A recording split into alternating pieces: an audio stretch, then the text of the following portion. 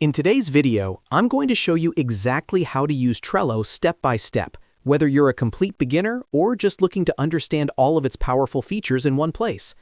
Trello is an incredibly popular project management tool that helps you organize tasks, manage projects, and collaborate with your team visually using boards, lists, and cards.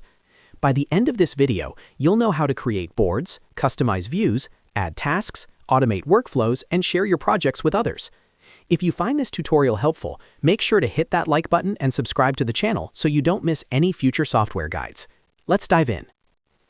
As soon as you sign up for Trello and log into your account, you'll see your first board on the screen.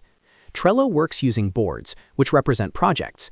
Inside each board, you organize your work into lists, and inside those lists, you create cards, which represent individual tasks.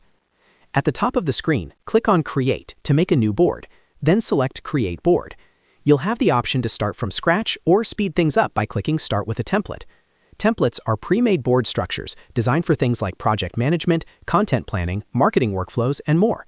You can select a suitable template directly from the menu or click Explore Templates to browse the full gallery. Once you've chosen your template or decided to start fresh, type in your board name and confirm. Your new board will now open. Inside your board, you may notice an inbox section. This is where you can receive cards created from emails you send to inbox@app.trello.com. It's a useful way to quickly turn emails into tasks. You can drag inbox cards directly into your lists to organize them. If you want to hide or show the inbox, simply click on Inbox to toggle it. Next, click on Planner to reveal your planning tools.